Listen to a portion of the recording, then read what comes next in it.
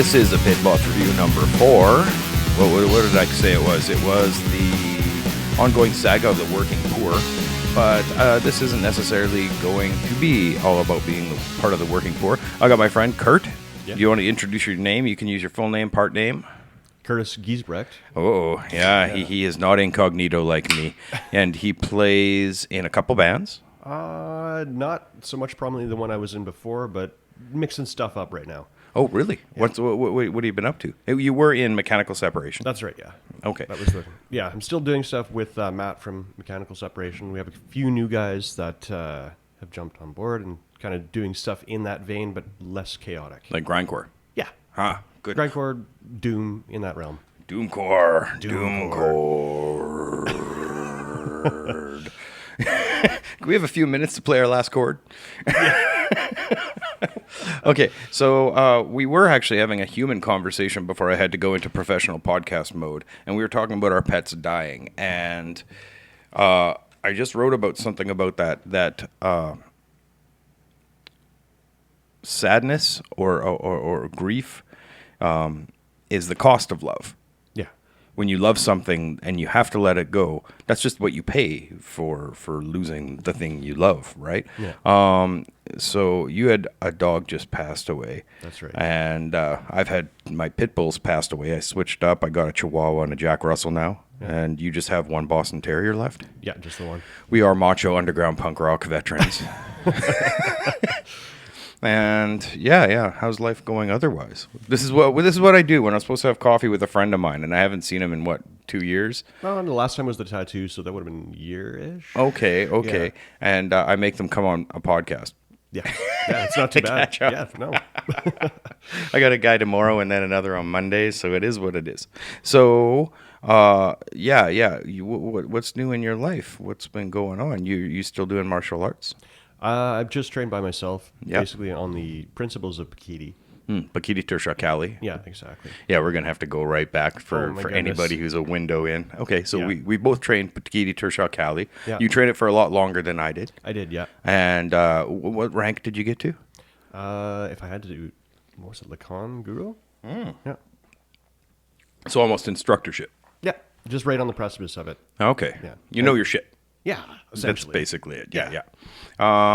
And how long did you train with those guys for? Geez, that must have been 4.5 years straight through.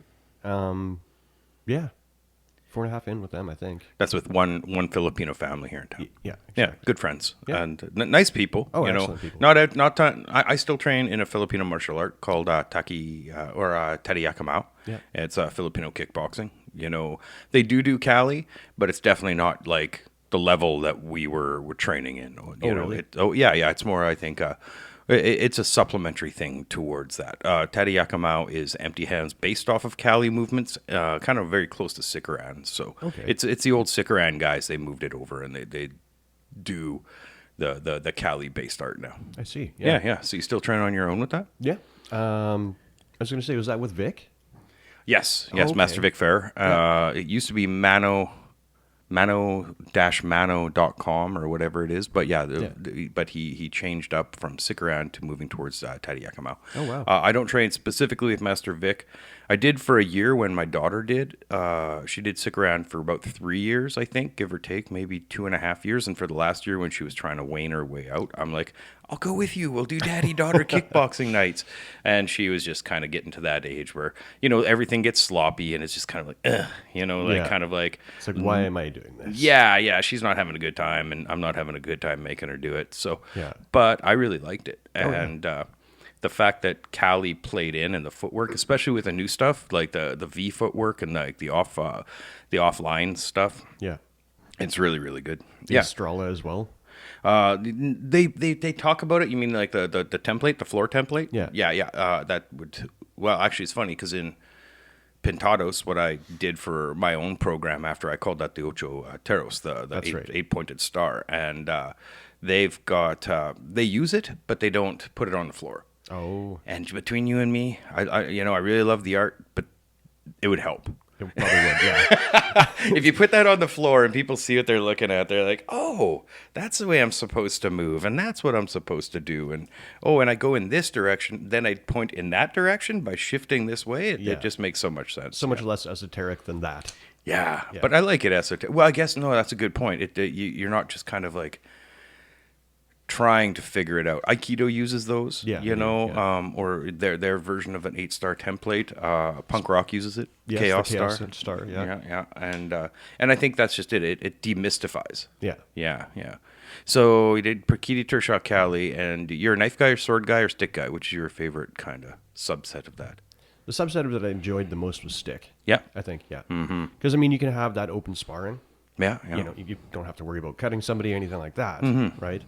And it's a lot more practical to everything else, too. And yes, like improvised weapons. Exactly, yeah. And just empty hands as well. It translates very well to that. You get gross motor movement, like throughout your body, to be able to do empty hand movements as well.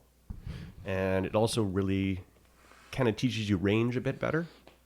I agree. Yeah. I agree. What is that?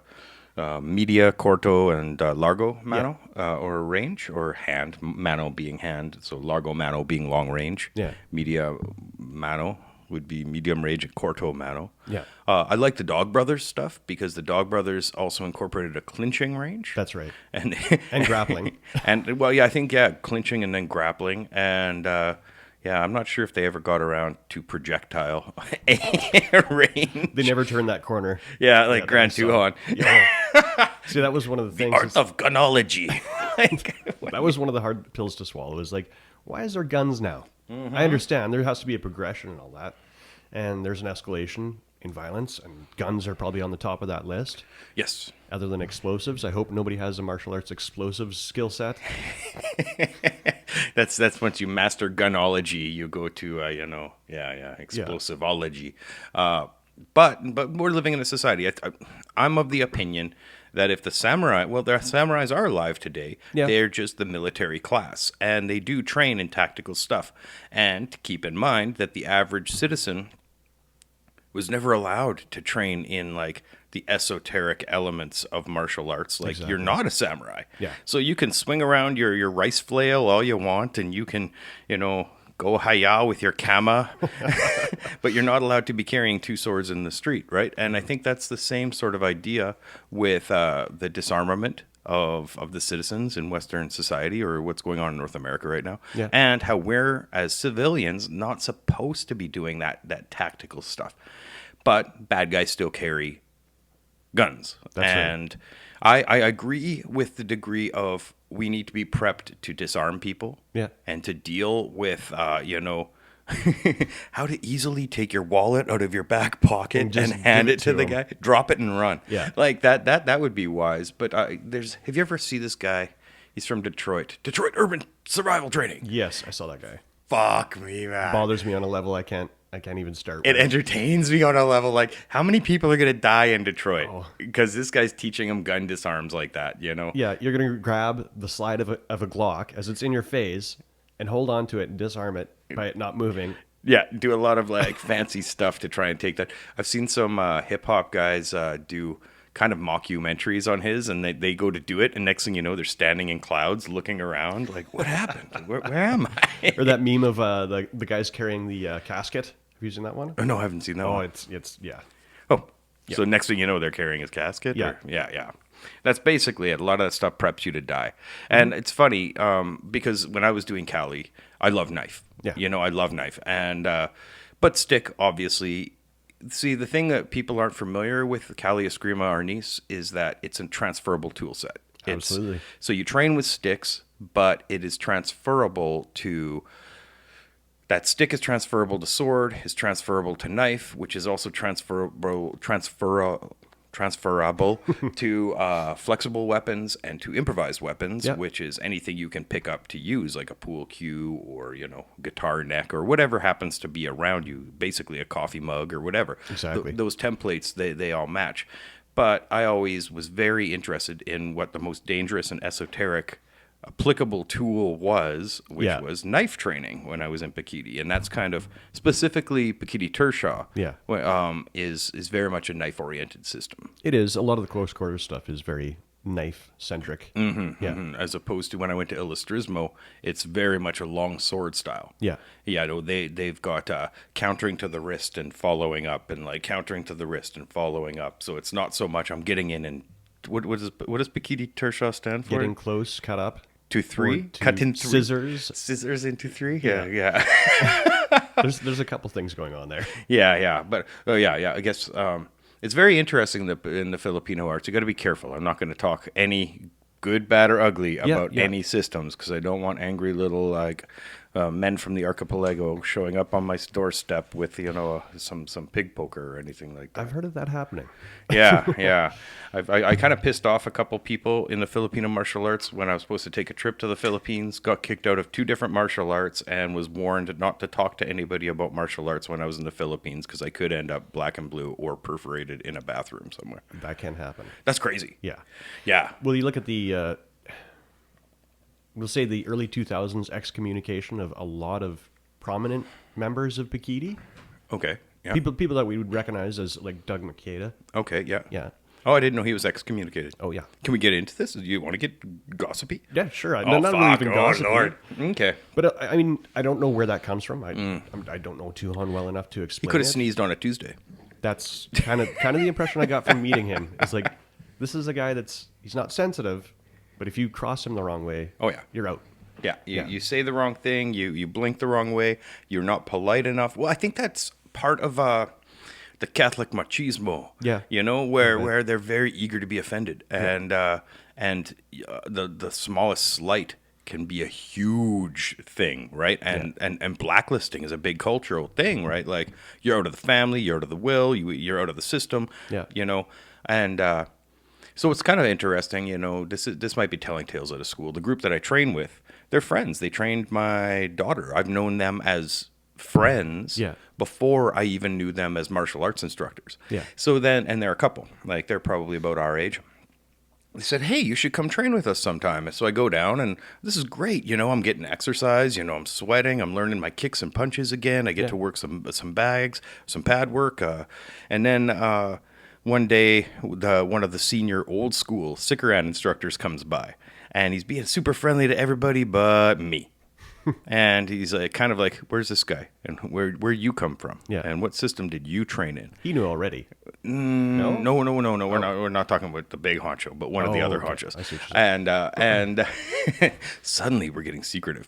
But then it's kind of like, oh yeah. And how long you train Cali for? And I'm like, well, give or take about 15 years, And he's like, Oh no. That's not a good. Yeah, I know. It never is. And he's smiling at everybody, and then it stops when he gets to you. And then he'll smile at everybody. He'll say, hey, how's it going? It's good to see you. Good to see you. Anyways. And I've seen it so many times when I was training in Cali.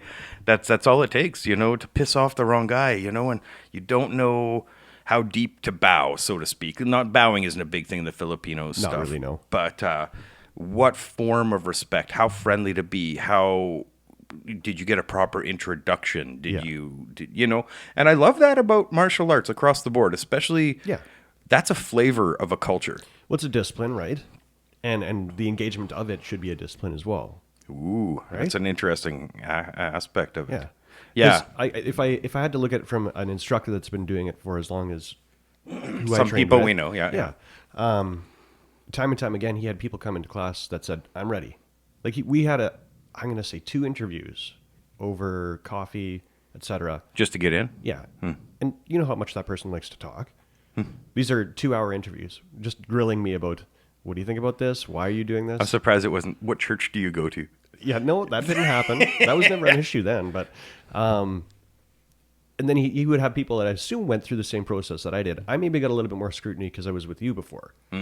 And he wanted to make sure that you weren't some sort of underhanded infiltrator. Either that or just flaky. Or that I didn't steer you the wrong way? No. But martial arts is filled with flakiness. Oh, yeah, man. It's like the New Year's gym guys. Yeah.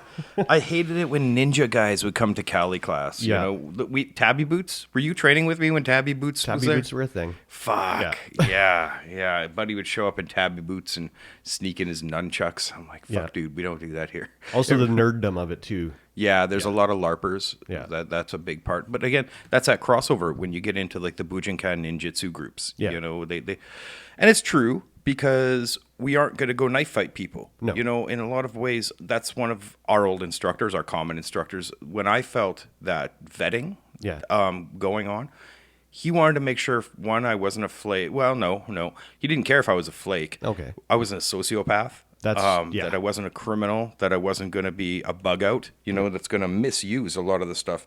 Because his conditioning, I don't know how it does with you guys. Mm-hmm. He ran us through a half hour, 20 minutes of like serious conditioning every class. Every class. And if you weren't willing to pay that price, don't be here. No. You know, if you're not willing to do the push-ups and the sit-ups and the wall jumps or the, wall sits and all that stuff, you weren't going to get there. Back bridges. Yeah. All the back bridges and the head bridges and all that stuff.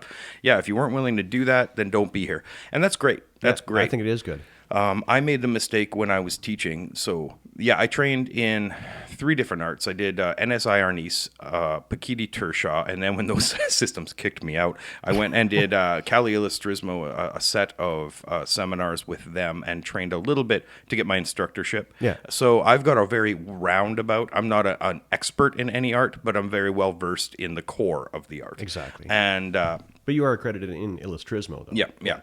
And they gave me an instructorship, and I didn't want to disrespect the style by pretending I was an Illustrismo instructor because really I didn't have the community to study that specific style. So I started Pintado stick boxing, which was more or less well-fed Western boys doing stick and knife, right? And I didn't want to disrespect the Filipino art by not doing a pure version of it.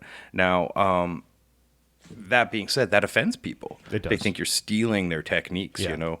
I was just talking about this yesterday with my partner, how I was in Detroit and I just about got kicked out because we were doing some lock flow. That. Yeah, we were doing some lock flow and I'm like, well, if you twist the wrist this way, it does this and moves the guy that way. Yeah. And this is just privately after we're done practicing, having our drinks just on the side, and a Detroit or Rochester instructor saw me and he's like, you need to kick that guy out. He's the teaching Silat instructor? Yeah.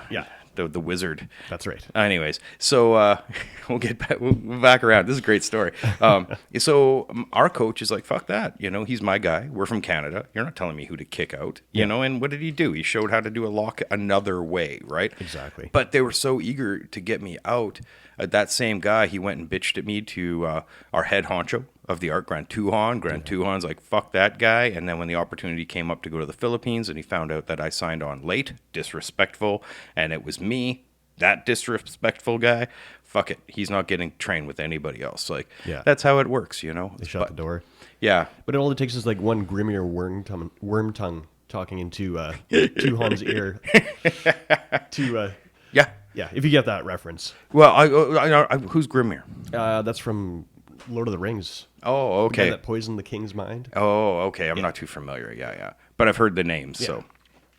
But that is like, so if, and you have so many sycophants in a lot of this organization where these guys kiss ass to get next to the king. Yeah. And they'll do whatever, they'll bend over backwards to please the king, so they can play those fucking games. And the king, being so oblivious that he is surrounded by sycophants, when he sees somebody who's real, he's like, I don't know if I could trust you. That's true. And that's fucked because then you end up losing legitimate people that would be great assets to your organization. Yes. And somebody like Tuhan, very singular in his thought of what Pakiti is and what it should be. And how it should evolve. And that's old Pakiti. You Exactly. don't do Pakiti if you aren't under me anymore. Yeah, like he's in his late 80s still doing it. Yeah. And last time I had a chance to see him and the opportunity to train with him, we were there for, 9 hours straight one day and then probably 8 hours the next day, just basics. Mm-hmm. But he does that, I don't know how many times a year. Yeah. Well, there's Pakiti Tersha International. Yeah.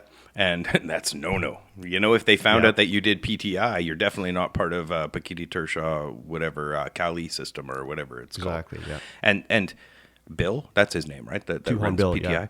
yeah. He, at the time, took his instructorship and his name that Tuhon had given him Yeah. and said, okay, this is the system. I know the system. I teach this system that was given to me to teach. Then Tuhon's like, no, we're changing the system. You come with us or Yes. else. And he's like, but I'm already been doing this and I've got it all written out and there's a curriculum. And he's like, it's videotaped and everything. yeah, the video, it's all not existent anymore. Yes. You know, so that's a political stuff. And, They and moved I, into Tri-V, was it? I don't even remember. It was a simplified version of 64 attacks and all that stuff. Well, I think the 64 attacks is great. If you It's can remember a kata of 64 moves and the applications of those and variations on all of that stuff, Yeah. that's a full system. Exactly. That's a full system. You don't really need to embellish. But I think boredom sets in, and how, like, when you start seeing other guys get really good at the only program you have, you need that new kind of stuff to pitch in there. Exactly. Right?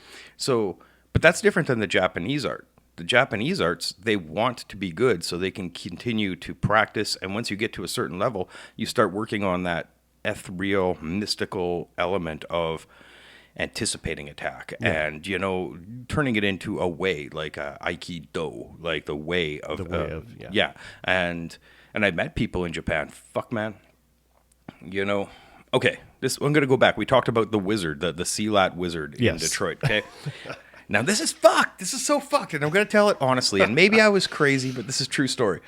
So first, we go to Detroit. We're going to do a seminar, and this guy's showing us some Silat. And me and my training partner at the time, who also got kicked out because he was friends with me after I got kicked out. Okay, I think I know who that is. Yeah. And so we're sitting there, and this guy's like, we're going to show you some Silat. And we're super stoked because Silat's a very esoteric martial art. And it looks beautiful, too. It's great, super flowery, but also one of the most dangerous arts in the world. Absolutely. Like bone breaking, like they teach you to knock people down where they break their ankles as they fall. Yeah. So this guy stokes us. He's like, I'm going to show you, we're going to do a Silat demo. We're going to work some Silat this afternoon. I'm going to show you the most advanced level of Silat I know. And I'm like, ooh, we're getting pretty excited. Like, this is going to be some bone breaking shit. And he gets one of his guys to come and grab him from behind. And then he just goes, huh. Oh, no. And the guy kind of looks around while holding him. And he goes, huh. And the guy gets the cue and he lets go and falls back because apparently he is magic. And I turned to my training partner. I'm like, did that just happen? And he's like, yeah, that just happened. I'm like, really? And he's like, hold on. I'm going to show you another one. And literally he did the Ryukin fireball, stop the attack in the thing. And the guy's walking towards him and he's like, oh, and he does a breathing and the guy kind of stops and looks around and falls back a little bit. And me and my buddy were like, I wonder if he'll let us try. Right? But he wouldn't. He would but not. He wouldn't. Of course not. And that blew my mind that these guys tolerated that in a Pakiti seminar. Like, you're letting like this straight up, that's not the bullshito. It's essentially that, yeah. It's wizard magic being sold as a martial art. Yeah. I don't believe that guy was a wizard. I think he might not have been. No, I don't believe that guy was a wizard. I was going to say, but there is not magical elements, but the conditioning you see in Silat. Like some of the animal forms and stuff like that, there's that turtle one where guys do fairly amazing things with their bodies that, because of the conditioning that they endure for a long, long time, they're able to do, right? What, like enduring positions or pain? Enduring positions or just like deflecting shots to your groin or your outside of your leg. Well, yeah. Breaking a coconut with your hands. Like, I can't do that. Yeah, that's true. Okay, so this leads me to my other part where I'm like, maybe I'm crazy. Yeah. Okay, so I got to Japan, and I was going to be training in the art of kimbaku, which is traditional erotic rope tying, Japanese rope bondage, right? Different from shibari? It's actually the traditional name for shibari. Okay. It's kimbaku is used for actual like doing it, and shibari looks pretty, Okay. So kimbaku is like the old school Japanese guys usually call it kimbaku. And that was actually like the form of restraint. No, HojoJitsu is the martial aspect where they would grab a guy and tie him up in different ways and for transfer. And the way a person was transferred, like their hierarchy and rank was dependent on how complicated the tie was. Okay. And they had to not understand how to undo it. It had to be aesthetically pleasing. It had to immobilize a person, so even if they dislocated joints, they couldn't escape. There was a few like checkpoints of rules on HojoJitsu, yeah, and it was incorporated with like the wrist locking and pinning, and then grabbing one tie, and like it's very interesting. So that was actually considered a very low level martial art in Japan, where you were kind of what do you call it? The constabularies or the constables and the cops. Okay, yeah. The samurai Like would never have security learned guard it. or Yeah, anything like that, yeah. yeah. It had to be like the local police. No noble samurai would do the rope stuff. Oh, okay. Unless maybe they had a village girl and they wanted to keep her on a tree outside. Something like that. And well, that's what I was told. One of my trips really? to Japan, though, the one lady was super offended, and I'm like, oh, I really am interested in Kimbaku and Shibari and stuff. She's like, you know that the samurais just used that to kidnap girls to their tree to treat them like livestock whenever they wanted to, because in Japanese noble culture, the aristocratic samurai could do whatever they wanted to anybody in a lower caste. Exactly. They could test how sharp their swords were.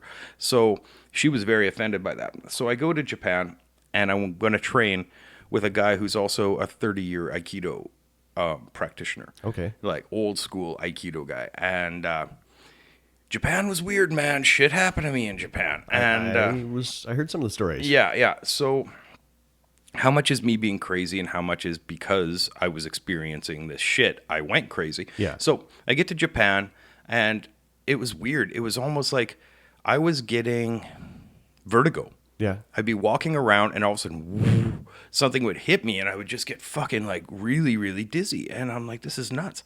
So there was a couple times I was training with my sensei, and he would be pissed at me, or he would like walk towards me, and I would get like it was like vertigo. I don't know if you've ever experienced it, but dizzy. Like I've had that rushy ear sound thing before. okay, no, I didn't get an ear sound. It was like something. It was like a whirlwind in my brain, legitimately, and balance and nausea all at the same time. Yeah. And this is really fucking weird. And I remember writing back to B when I first got to Japan. I'm like, this guy's a wizard. This guy's a fucking wizard. And it sounds silly because, okay, maybe it was all just a coincidence. Yeah. That when he moved towards me and he was unimpressed with something, I felt something. Yeah. That's all I know. And there was another time he was sitting in front of me and I said something disrespectful or did something disrespectful, and it was obvious. I should have known better. Yeah. And all of a sudden, again, maybe it's just me, but I felt like my blood was boiling. Like, wow. I got so flushed and like almost like hearing shit in my ears, and I'm like, this is fucked. This is fucked. Yeah, and I don't know. Yeah, so I'm an agnostic when it comes to that stuff. Yeah. I've had experiences, which is very comfortable. Trust me, I would like as much as the next guy to attribute it to psychosis and delusions. Yeah. Because if it wasn't psychosis and delusions, it opens up a very large universe that I don't think people would be prepared to handle. Yeah. Yeah. So Well, I was going to say, was he at all physically intimidating to you? he's much bigger, but no. He No. reminded me of, well, you remember Baloo? Yeah. From I got you. Yeah. yeah, From the Jungle Book. Yes, he's Yeah. just like a very big bearish person. But it's not And something that you would worry about if they got a hold of you. Like this I was guy's never important. physically intimidated. No. Like it was weird. It was Yeah. just like, it was strange. But Detroit guy wasn't that guy. No, he was not. Yes. I've seen him. He didn't do the conditioning that the other guys did. No. He was robust like me. Don't be a dick. Anyways, You're in good shape. that guy, he was a fucking knob, man. We went to a buffet once, and I'm like, oh, do you guys have soup spoons? And he just didn't like me. He's Yeah. like, a spoon is a spoon. And I wanted to ask him, hey, man, is a knife a knife? And he'd like, see if he'd like that, but of course not. No. Yeah, that guy was, he was a piece of shit, basically. We don't see him. No. Yeah. I don't know where he went. Yeah. Oh no, you in the system you Yeah, don't see him I don't anymore. see him anymore. Well, back then there was like a trifecta. There was Rochester, Detroit, and Yeah. Saskatchewan. The Pitbulls, Doug Doug yeah. and what's his head, and it's crazy. It's always strange because Doug was very much into the media limelight of being the knife instructor and Exactly. super tactical, and maybe that was it. Maybe people didn't like that fact that he was like on the news, but that was It was exactly that. Oh, it was okay. the clout being drawn away from Yes. other honchos. Though in his defense, he would have actually given respect to the art had he been given the chance to. Mm-hmm. Yeah. But he was also doing like karambit is one thing that you can look up karambit techniques, and chances are you're going to see Kuya Doug on there. Or I guess he's not my Kuya anymore, Guru Doug, and he's phenomenal. He's super fast. He flips them around. He's got all the takedowns, but it's all with karambit. And I don't think karambit was an official Pakiti Tershaw weapon. No. So right there, maybe that was part of the thing. Like you're getting well known for something that isn't our system. Exactly. Yeah. The accent comes out. I mean, that Pakal knife system can be translated to whatever you want it to be. Pakal is reverse grip for those people that don't know. Oh, yeah. Yes. Ice pick grip is what I want to call it. Oh, ice pick. Yes. Yeah. Pick. Oh, okay. Yeah. Oh, yeah. It's funny. So yeah, I've got these cards here, and they're an interview deck. They're actually made for podcasting. It's kind of funny, but it's kind of like I don't even know if we even need some of these things. All right, let's try one. Okay, do you put up a boundary in any area of your life to keep people out, Curt? Absolutely, I do. Do you? Yeah. Really? Okay. What do you base your boundaries on? My boundaries on? Like, what's your criteria for having a boundary? Like, you're a stranger, don't get in my car. Oh, absolutely. That's a good one. Don't come into my shower. Personal space. Yeah. Yeah, not like physical boundaries. Physical boundaries first. What about emotional boundaries? Emotional boundaries? I got a few of those. Yeah? Yeah. Oh, that's too bad. It's hard to break in the old man's wall. Well, that's just it. Like you're given these. Oh, this could get deep real quick, couldn't it? It could. Yeah. I've got physical boundaries because I've had my boundaries violated. Yeah. I've got emotional boundaries because I have my boundaries violated. I'm getting better at that. I wear my heart on my. This is where I'm at. Yeah. I wear my heart on my sleeve. I'll talk about pretty much anything, even if it makes me look like an idiot or crazy or weak or whatever to anybody, as long as there's respect and compassion involved. Yeah. And I don't associate with people that I can't be vulnerable with. That's true. So that's my boundary. People think I'm an asshole. Yeah. It turns into narcissism. I asked you a question and I'm answering. People think I'm an asshole because I'm so standoffish, but I'm standoffish because I'm not an asshole and I've been taken advantage and hurt by a lot of people. Yeah. And so now I just say, don't come near me. Yeah. Yeah. And that's the completely rational way to think that. Yeah. Once bitten. Yeah. What is that?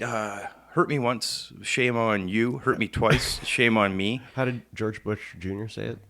I don't know. It was hurt you twice. I hurt me. You hurt, and then I spank. I don't know. Then I spank. Yeah. So that's me. So yeah, you are kind of like I consider you a pretty good friend. I haven't seen you in a little while. It's been a while. But we don't get a chance to hang out as often as we'd like, but yeah, COVID and life and all of that stuff. I like to exist in the background if I can. Yeah. You like the gray man? I wouldn't say gray man. I don't want to be a focal point as much. Yeah. I see, and that's a weird one because I'm a bit of a narcissist. Yeah. I also am a bit of a trailblazer. My grade 12 graduation photo said I plan to lead humanity to a great revolution.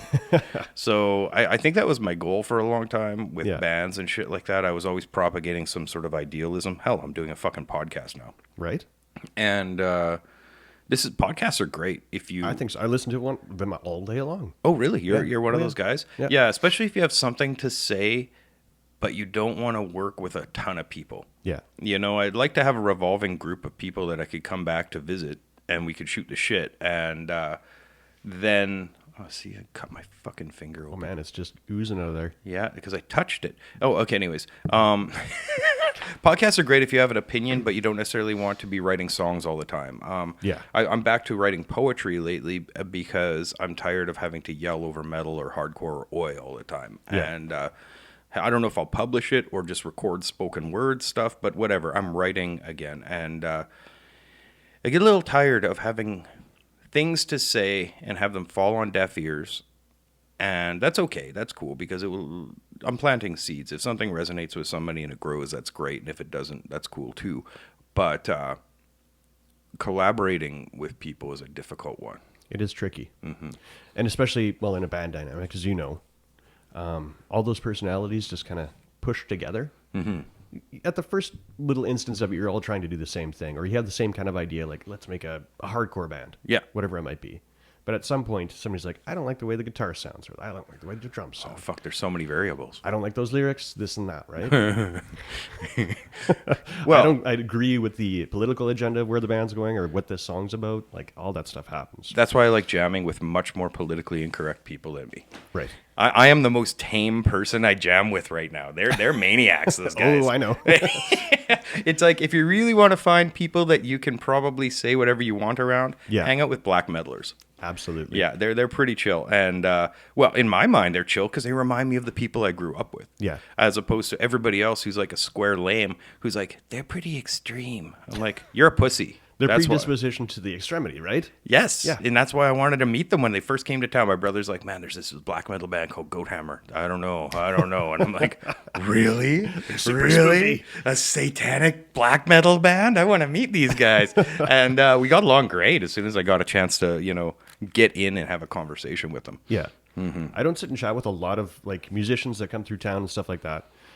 Death metal guys usually are the nicest guys ever. And yet they write songs about ripping people apart and all the terrible things that happen with death. Putting up boundaries. That's right? okay. So this is a weird one, right? And I think about that a lot. Where we come from the punk scene and the metal scene and the grindcore scene, where the style of music itself is a very antisocial, aggressive style. Yeah. The entire vibe is antisocial and aggressive, but when you get there, these are some of the most sensitive individuals you've ever met.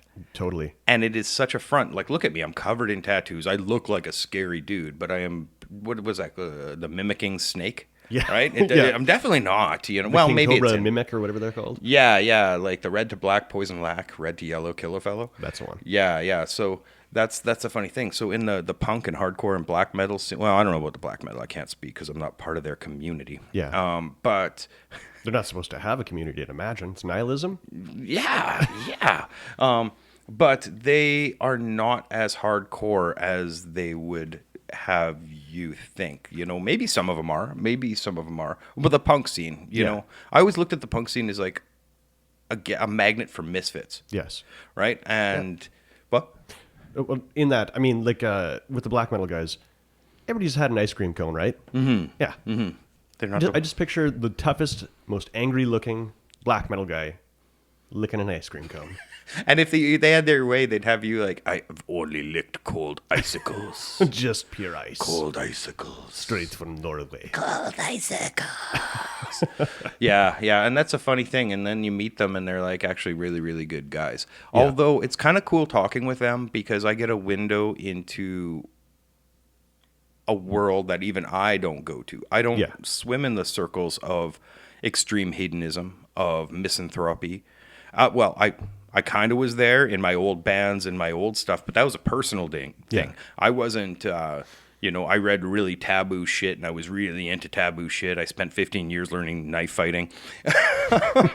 But I've never met people that would actually advocate Satanism or genocide or slaughter or this is going to take a dark turn or pedophilia. Yeah. Because there are black metal guys that go to that degree of like anti-cosmic hatred that like evil is doing whatever I want to anybody. Exactly. Mm-hmm. And it's like, hey, you get the existential funk sometimes where you, what's the point? Right? Everybody's like, oh, what's the point? In the end, we all just die and all that stuff. Mm-hmm. It's like, if that's the case, do whatever you want then. That is the introduction to degenerate hedonism. Yeah. If we all die anyways, or God forbid, it's not even God forbid. It's almost like I'm pretty black-pilled lately. Yeah. For those that aren't familiar with the term, red pill means there's something's going on. You took the red pill and went down the rabbit hole versus the blue pill. And black pill is when you've done enough research and you realize that our chances for survival have almost passed us. Yeah. Environmentally, socially, artificial intelligence, warfare, pretty much all of the cards have been dealt. Yeah. And it's the tower card. Everything's falling apart. And you can read Pentilincola, you can read all of these environmental authors that basically say we're fucked. Yeah. And being black-pilled is just like, holy shit. Okay, so we're fucked. Now what? Now, these black metal guys with their satanic philosophy, some of them even want to accelerate it. Humanity's to blame. Let's destroy humanity. Yeah. And, or we're all doomed anyways.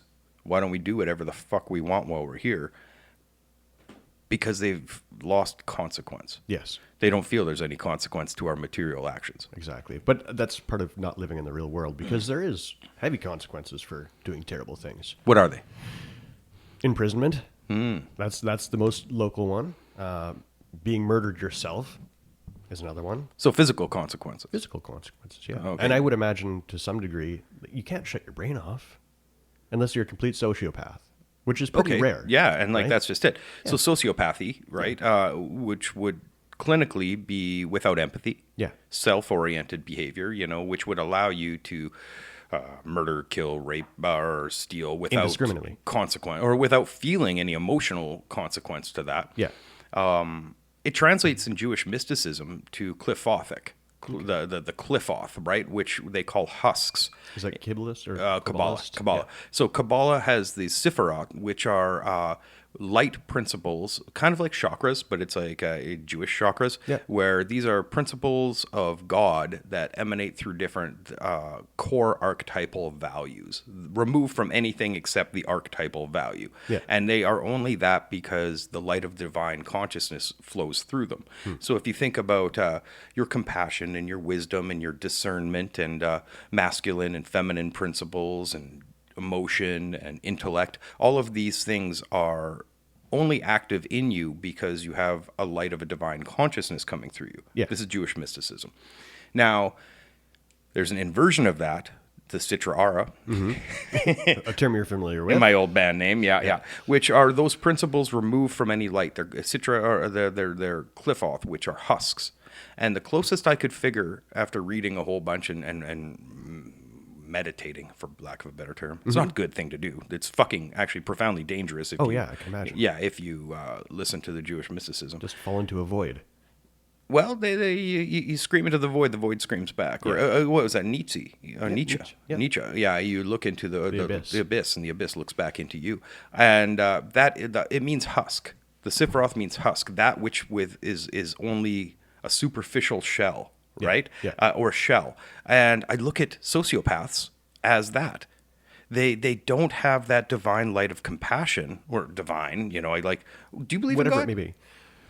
I don't believe in what construct of God. Yeah, valid, very valid. I used to be completely atheist. Yeah. At a point in time. Probably early years into my 30s and stuff like that. Then you start seeing correlations in nature and in people. A language bigger than you. Yeah. And there has to be something there. Or a language without words. Yeah. I like. I think I have to paraphrase it. Albert Einstein said that. Well, how was it? The grand order of the universe was so much so that it created almost a religion of itself. Right. Where and Neil deGrasse Tyson talks about how it's the scientist's job to stand within the realm of the known on the very edge, looking out at the unknown with awe and reverence. Now, to me, that is religion. Yeah. That is where God lies. And I don't even like the word, right? Yeah. Because it dumbs it down. So when I talk about consequence, I tend to, of course, there's physical consequences. There's intellectual consequences. There's emotional consequences for most of us. But the First Nations medicine kind of idea also has that quadrant, which is the spiritual element, which we're not really even in a position to talk about because it's so beyond what we can tangibly discuss in language, right? Yeah. The existence of a soul. Yeah. To a degree, yeah. Or even that, like the existence, I like to say the grander ecosystem beyond like what we can comprehend would be that. And the nature of, I know I exist. I assume everybody else exists. I think it's polite to treat everybody like they exist. But I think the sociopath, because they exist, they're the only important thing. And this is just a video game of Grand Theft Auto 5. Yeah. And they can do whatever the hell they want as long as they're not going to have too many cops chasing them. It's funny. You mentioned like the simulation. That's a popular theory with the simulation. You never hear that coming from somebody that works at Walmart or like a Shell station. Because their simulation sucks. Yeah, their simulation isn't any good. It's Yeah. usually like Elon Musk is like convinced this is a simulation because everything turns out great for him. I don't know his personal life, but it seems like he's doing He's okay. got free time. He's got some free time. Yeah. And I've got free time now that I'm semi-retired from tattooing, so I think about this stuff a lot. I think it's fucking weird, though, that people will disregard traditional spirituality, but they'll jump on board with, it's a simulation. Yes. So this potential fiction you're ready to adopt, and this potential fiction you're eager to discard, you know? And I find that very interesting. So, you know...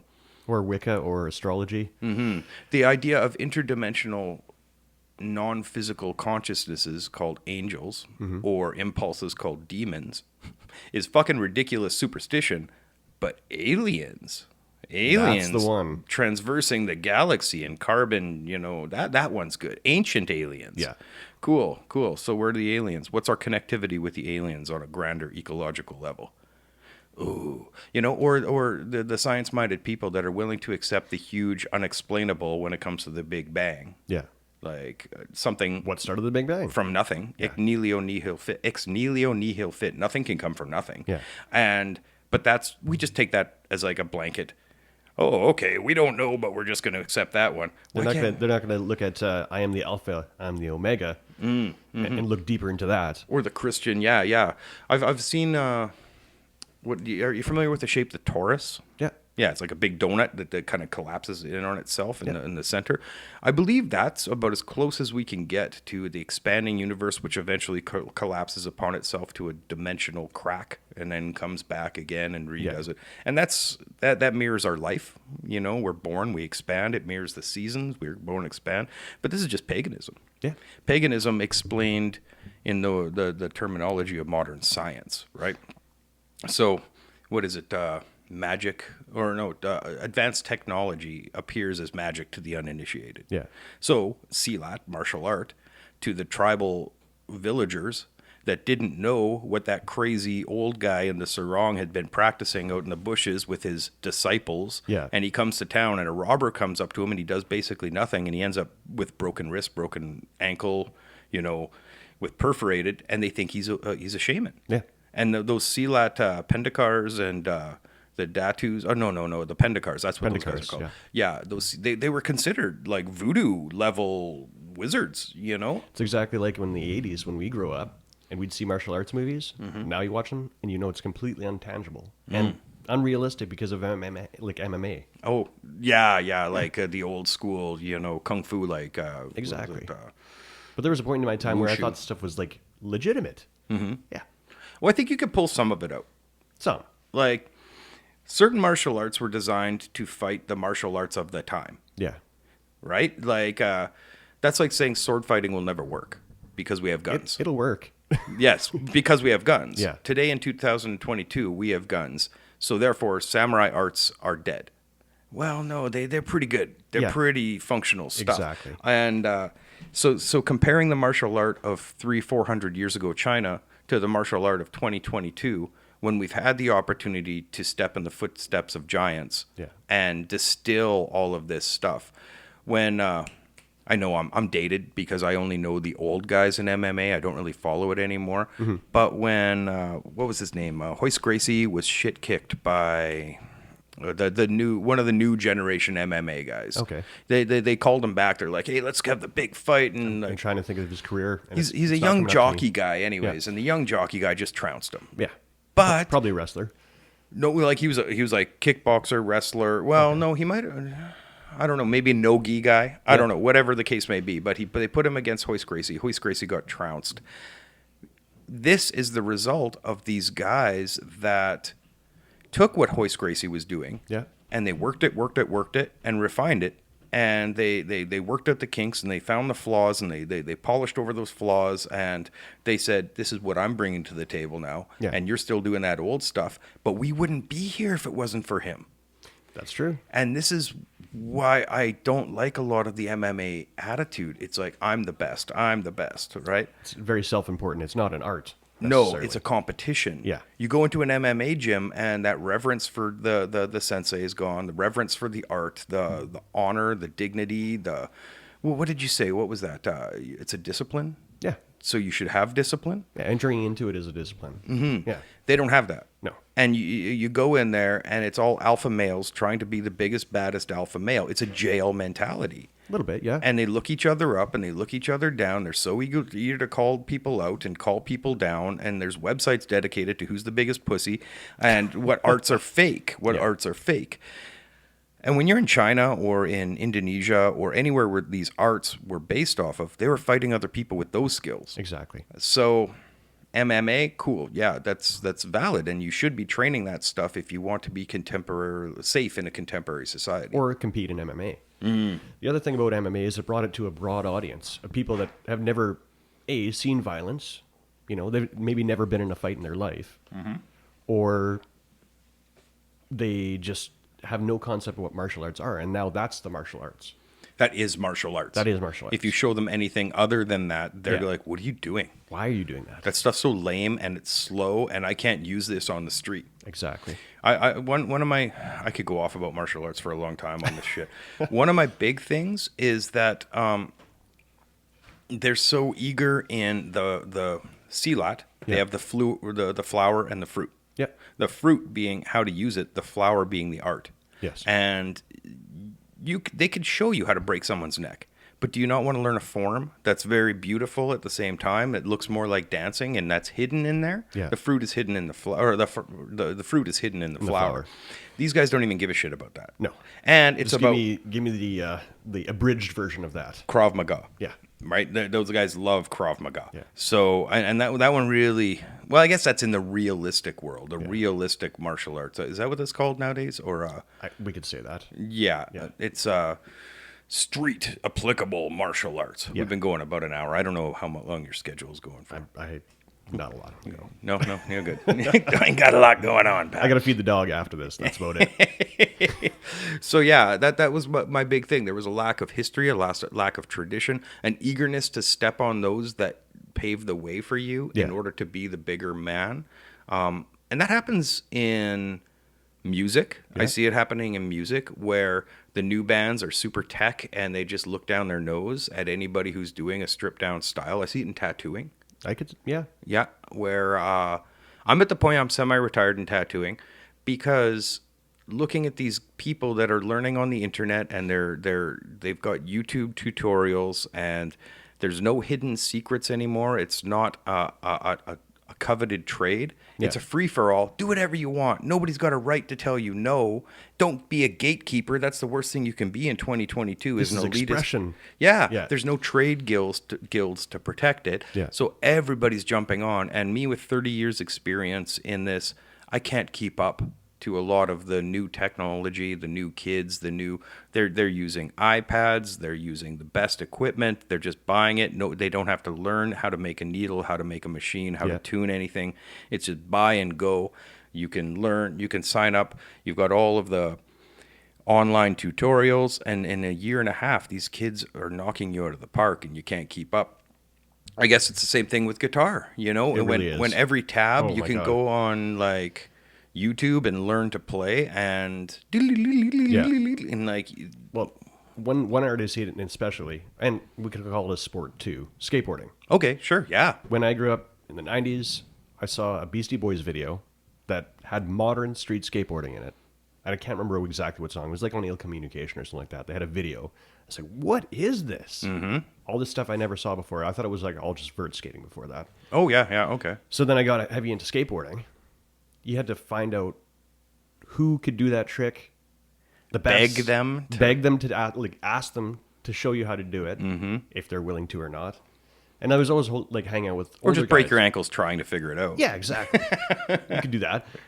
You had magazines maybe once a month that came through that showed articles and pictures of stuff that you might try. Yep. You know? Very similar. Very similar to tattooing or music or anything else. Exactly. See, it's kind of strange because I'm playing in an Oi band now, and I'm lucky because when I first started, I played in a very, kind of Oi-inspired punk band when I was 16. Yeah. And then I played in more and more like crusty kind of hardcore punk bands. Then I went to metal in like almost grindy metal. Yeah. And then I went to more like a biker rock punk band. Which and one was that? It was Dead Travel Fast. Yeah. And now I'm all back at playing Oi. Yeah. which is like one of the most simplified, stripped down, skinhead rock and roll music styles, and non-racist skinheads. But Gotta put that disclaimer on there, I guess. nowadays, because it's synonymous, Yeah. fucking media. But I'm intentionally doing that.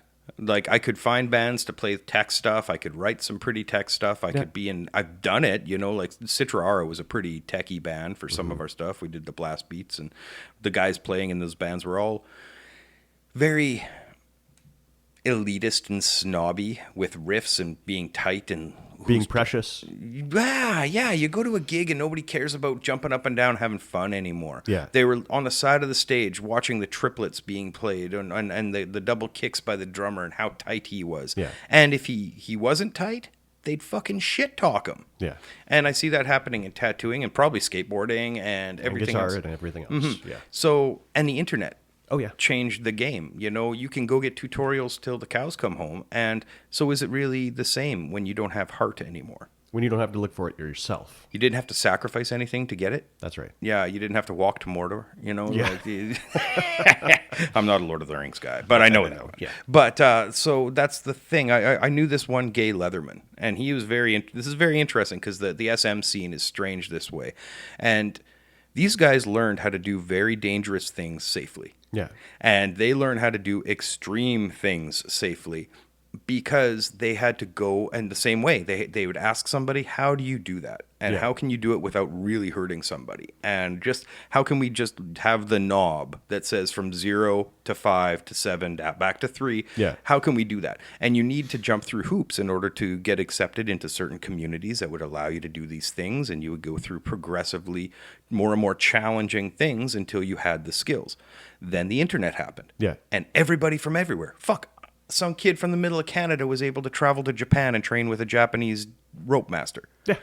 Luckily, because he liked me and I had an old school attitude. I thanked him a lot. I asked him very humble questions, and eventually he told somebody to ask me to come to Japan, or if I was interested that he would teach me. Thank you. And then I lost my mind at Japan. That does happen. It does happen. Don't go traveling on Say, the other side of the planet. entering into things with humility. That doesn't happen as much. You look at that Jake Paul guy. Oh, okay. Just jumping into boxing. Yeah. Didn't have to pay his dues. Very physical cat. Very strong. Yeah. An athlete. Does he know how to box? Or Yeah. Is he okay? Yeah, he fought Floyd Mayweather, one of the best boxers in the world. A little bit of a showboat kind of thing going on there, but See, like Floyd didn't let him win, but he didn't let him lose. yeah, well, they all have to get a check. Yeah. And I think It was they're all about giving money. And they're giving these kids ideas that it's not hard. Yeah. It's not hard. Just go be an MMA master or go be a tattoo master. And in some ways, I see this happening in the tattoo world where somebody will apprentice. They don't have to learn anything. What's their apprenticeship? You draw some pictures. Yeah. And then you say, I don't want to work for a slave owner. I'm going down the street and I'm opening my shop. Fuck, you don't know how to tattoo yet. You haven't learned to put color in. You haven't learned to do solid black. You haven't learned shading. You haven't learned color fading. You haven't learned artistic theory. You don't know layout. You don't know anything about our fucking trade. Yeah. The capital T trade. Trade. And but I'm a tattooer, and nobody's got a right to tell me I'm not. And I'm like, what the fuck? Like, how can you even say that you're part? To them, it's a job. Yeah. It's not a trade, and it's definitely not a lifestyle. And to the old guys like me, it was a life. You learned so much. You learn about culture. You learn about the world. I learned about the world through tattooing. If I wanted to know what this tattoo meant, I had to do a little bit of research and get a book. learn about Vietnam, learn about World War II, learn about Japanese culture, learn about why sailors were getting certain tattoos before they went over to kill or die. Yeah. And it led you into other things other than just what you were looking at. Yes, 100%. Well, exactly. I learned about Filipino tribal tattoos, and I got into Filipino martial go. arts. And the fact that I was interested in the culture really made some things happen when I went to Japan. And the fact that I'm like, hey, I'm a tattooer. I specialize in Japanese tattooer. I love Japanese mythology. I'm also a martial artist. In fact, I really like blades. And I met this guy. He's like, oh, well, I'm going to introduce you to some people. And we got along great. If I hadn't lost my shit in Japan, I'd have an open invitation back, but I don't know if the government will let me back. Probably not. No. Well, you never know. You never know. I paid my fines. That comes into the thought that we make our own algorithm. Yeah. Go on. As opposed to it being made for you now. Now, I had a rather odd thought earlier today about selective genocide. Because there's a lot of people in the world There's a lot of people in the world, right? Okay. Let's just put it that. Yeah, Things yeah. are a little tough right now. A little competition for food and money and all that fun stuff in the world. Yeah, yeah. So it's Basic like, survival needs. how can we take out swaths of humanity with being completely fair? Okay, yeah. And I Yeah. said, well, let's program an AI with all of human information and all of human existence and history, Okay. and let that decide. Yeah. Well, Because then it supposed would be to be smarter completely than us. impartial, right? It's supposed to be smarter than us. And it would crunch the numbers. Crunch the numbers. But yeah, and right? And fuck. But oh then- my God, you're okay. going to get me on the AI trip. Wait. That's a super, super fucking, yeah, okay. I had like an abridged version of that as well, and it was Spotify selection. So if you just let Spotify tell you what to listen to, like if you just, I'm on Spotify, playlist pops up, yeah, this is good enough, I like pop, and you just listen to it, it doesn't even enter your brain. You just have it shooting into your ears, and then nothing collects in there. You didn't pick the songs that you wanted to listen to. You didn't have to do any research on the bands. You don't know who's in the bands. You probably don't even know what the instruments are playing the music. Yeah, yeah, yeah. Yeah. Well, it's all, okay, popular music now is written to a formula. Yeah. It's like, Oh, we got it down to a science. yes, it is. It's written down to a science, and these record execs know this. And you listen to popular country and pop music, they do it because if they write these songs to a formula, you say, that's a good song. Yeah. It makes me feel good. This is the sing-along part, and this is the ooh, and all of that shit. and it's made as entertainment. Yeah. No longer is the poet. My girlfriend was like, how are you going to make a living from podcasting or from your poetry? And I'm like, well, we live in a culture where you do this because you love to do it. Yeah. And Hopefully people jump on board. yeah, if you can monetize it somehow, maybe someone will publish poets. So the same thing with playing music. You play music because you love music. Exactly. And not because, especially the punk, Yeah. because nobody's There's giving no you money in grindcore. No, you might get beer for Yeah. playing, and you're doing it because it's a labor of love. As opposed to people that get into hip hop, as opposed to people that get into pop music or pop cunt or popular country. That's, yeah, pop cunt. That's, I always Pop call cunt. it. Yeah. They do this because their goal is to make a living. And then they try to get signed to a label, and that label will encourage them to follow the formula. And, it's fucking ridiculous. So So it should come down to there's Yeah. an AI that scours your Spotify.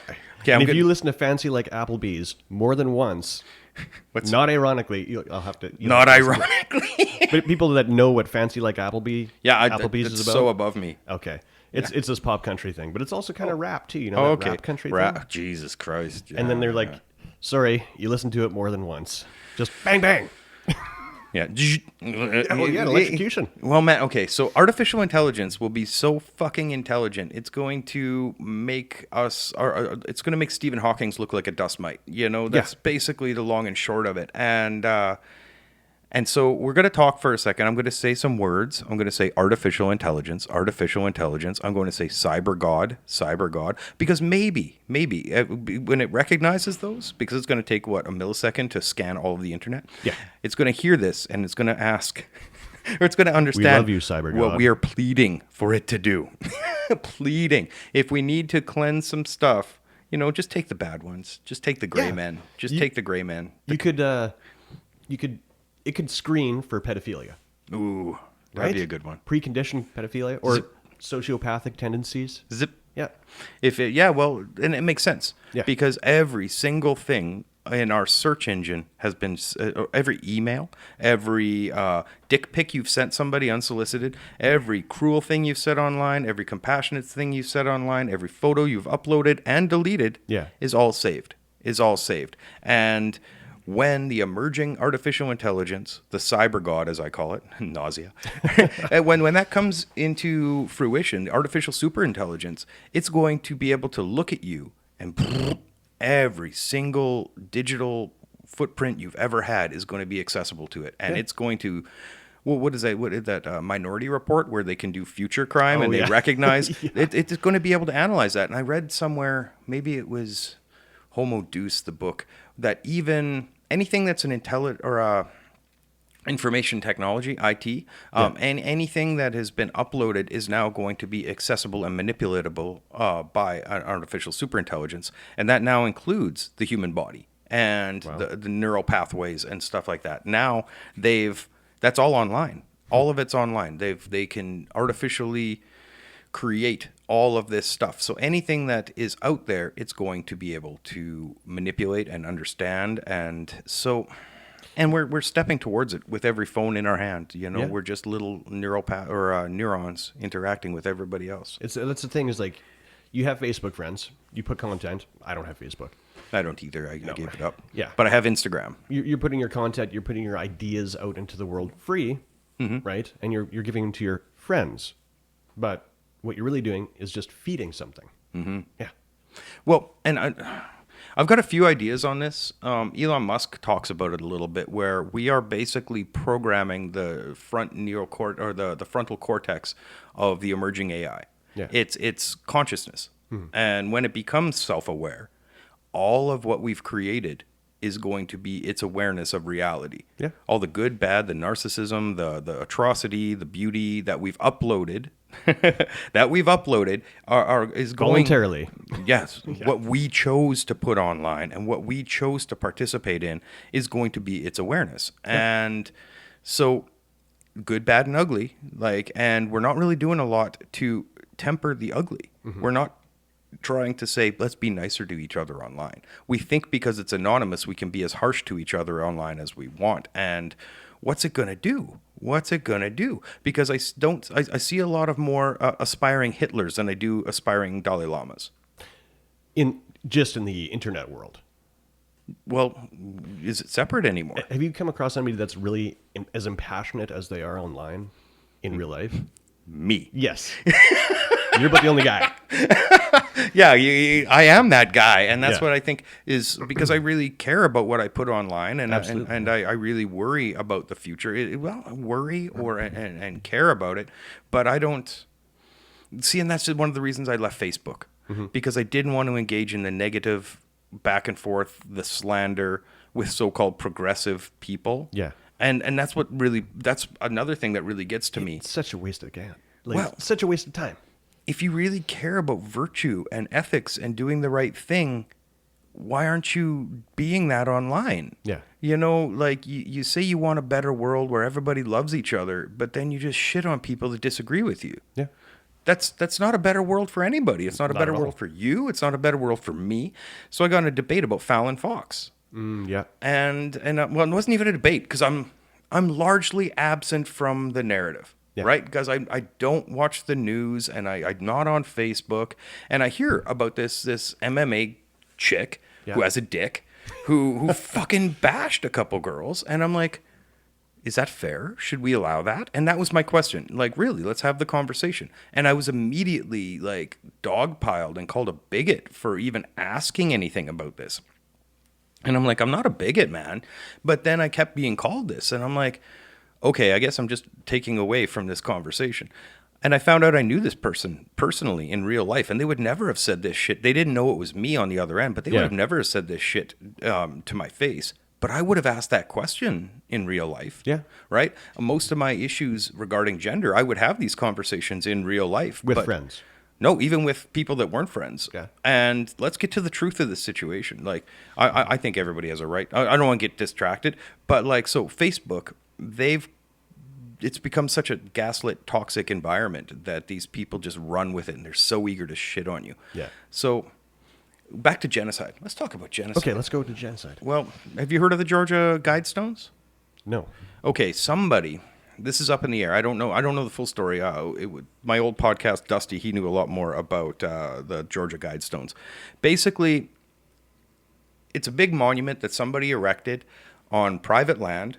I don't know about the land because you should be able to find it. They don't know who put it up. They don't know who invested in it. They don't know who had it made. They're huge, monolithic, concrete, gonna last for centuries. Wow.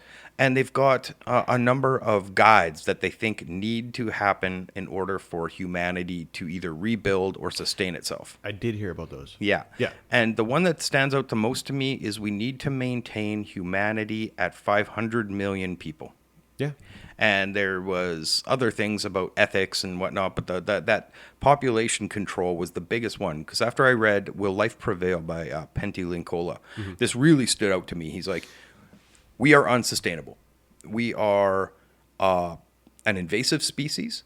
a colonial species that has slaughtered everywhere we have moved. Off of the African Serengeti, when we left the jungles, we started slaughtering. When we somehow got into Asia, we slaughtered all of the megafauna, all of the indigenous life that was big enough for us to eat. Yeah. Then we made the big jump to Australia. As soon as we got to Australia, all of the megafauna died. The Aborigines that we know now, that they're like some of the oldest tribes in the world, they only live in the fucking inhospitable outback because that's where they were pushed. Yeah. We killed off every other sapien tribe. Homo sapiens killed off like the Neanderthals. Anybody they encountered, they either outbred them or fucking slaughtered them. And then when they got somehow into Europe and everywhere they went, they killed. Yeah. So we've been colonial since our inception. What is that? Colonial? No. What is that drive? Survival? Dominance? But I mean, survival has a point, but it leaves so much in its wake. Is that where that comes from? Well, is it necessary to expand?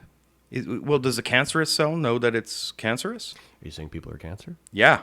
I'm not even fucking Or lying, parasitic? man. Yeah. Like I've been saying that fucking since my old band, Third Degree. I've been writing this poetry for a long time that we're a malignant growth that refuses to recognize. And we don't care about our place in ecology. For some reason, some little switch in us. I just wrote a poem about this the other day. I kind of wonder if it's not technology. Color me Kaczynski. But that fire. Yeah. We had fire and the cognition. Prometheus. Yes, Prometheus stole fire from the gods, gave it to humanity, and was punished by the gods. But look at what happened. Mm-hmm. Every single thing that's happened as the result. Fire allowed us to keep the lions back and the jackals back. Yeah. Fire allowed us to burn off grass to corner animals for And hunting. bacteria when we cook food. Yes, it allowed us to survive. It kept us warm at night. It led our way. It was the technology. Fire is a big fucking deal. When you sit around a campfire, you're looking at something that we've been looking at for however hundreds, thousands of years. It's the same thing.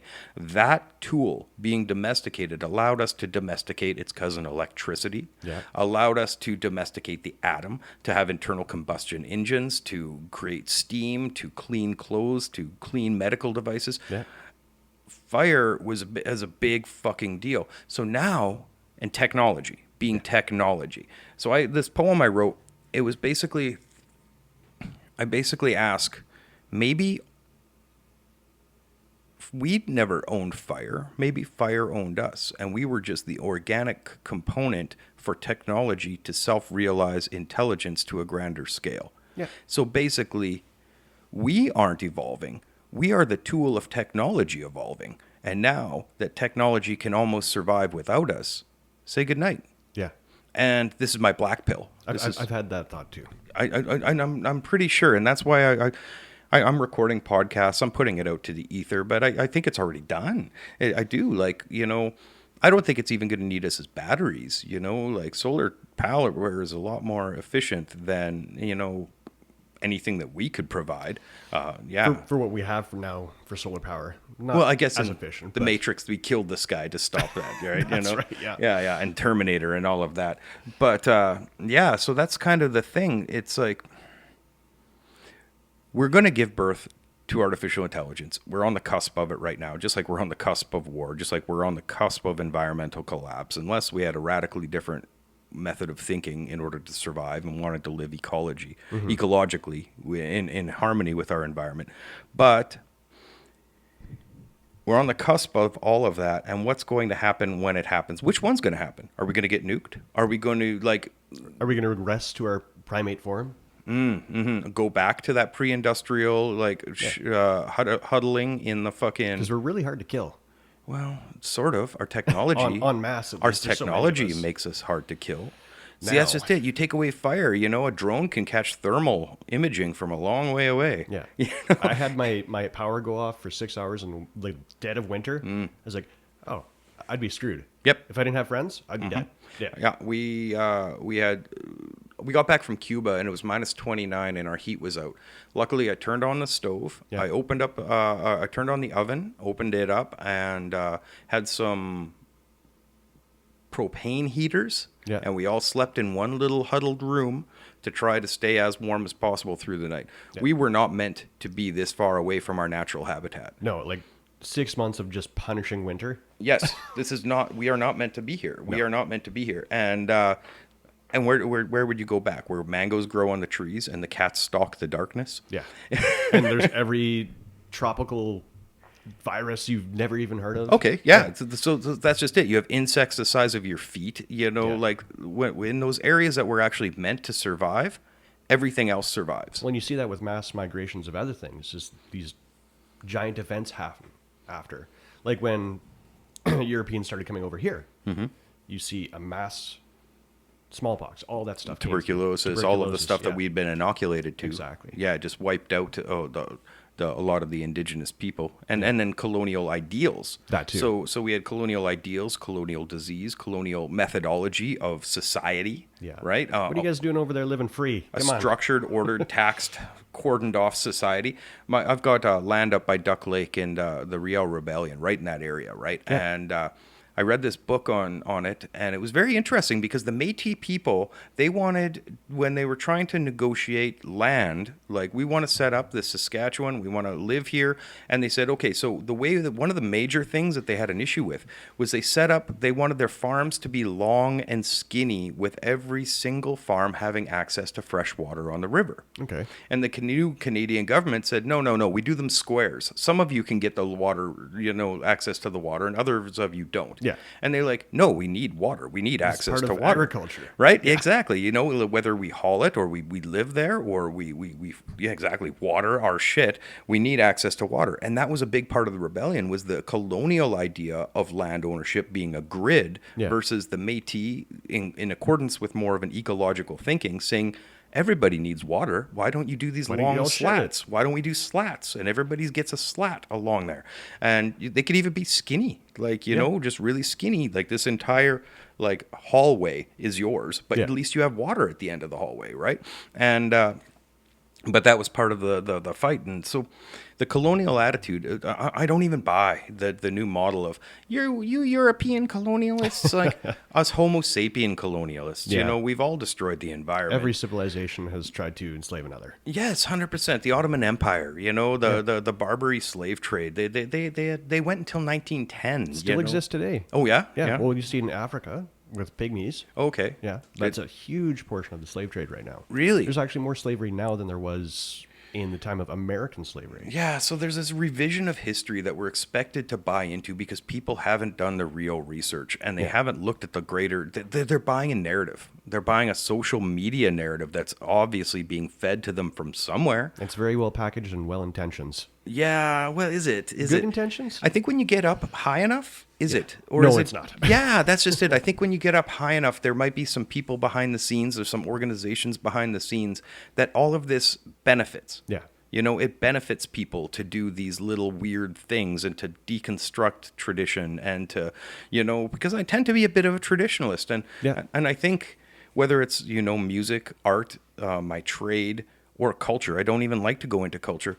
I think the loss of tradition in exchange for the soup of the internet has been a bad thing. Mm-hmm. And the idea of no gatekeeping, chaos, do whatever you want, you got no right to tell me.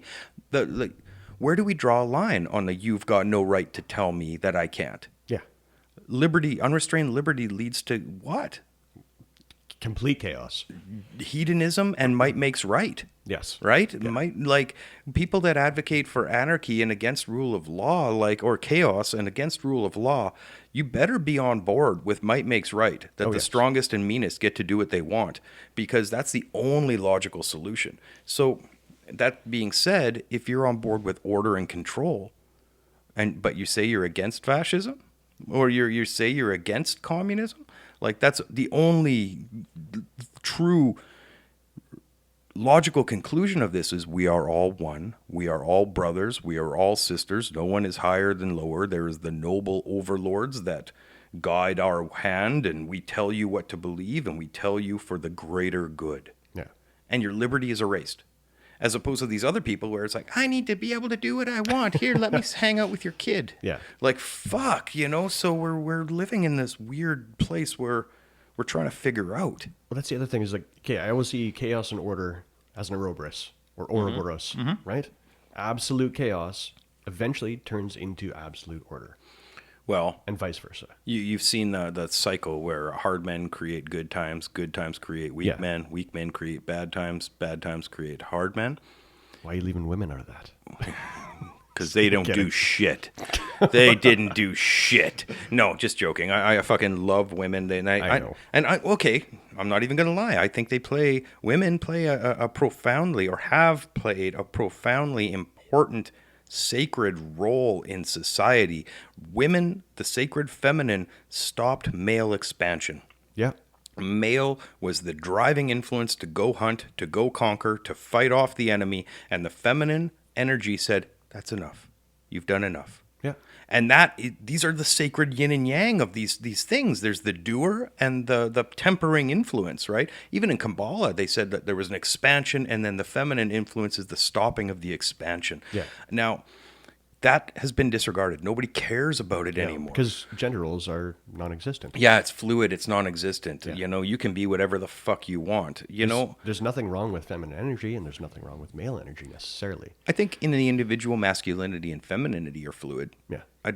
But why are we trying to erase those divisions? What benefit is that? Who benefits I don't from see an that? end to it. Yeah. You create the soup, the bland, colorless, monotone soup. Yeah. You know, we are all The individuals. same. The gray race, as they say. Yeah, the gray men, and I don't see that as being a benefit. So I tend to lean towards tradition. It just makes sense. Like, there was a reason that we've got this far. That's not to say that there aren't things that need to be fixed, like the artificial intelligence genocide that Yeah. needs. Like that portion we got to start working on right now. That's already happening. Yeah, to yeah. a lesser degree. Well, right. Those And- that don't get on board. Well, maybe it's the especially- food they're going to eat, or maybe it's going to be the system that you know. I bet if it was true, if this actually happened, every Canadian with the Ukrainian flag flying on their car would be like, "Why? Why is Ukraine important to you? Yeah. Really, really? Is it your family? Are you Ukrainian? Do you have loved ones in Ukraine? Or have you been told that you're supposed to care about Ukraine and you're not supposed to care about Palestine or Iraq or anywhere that they're bombing and invading for natural resources? That they don't look like you. Yes. Yeah.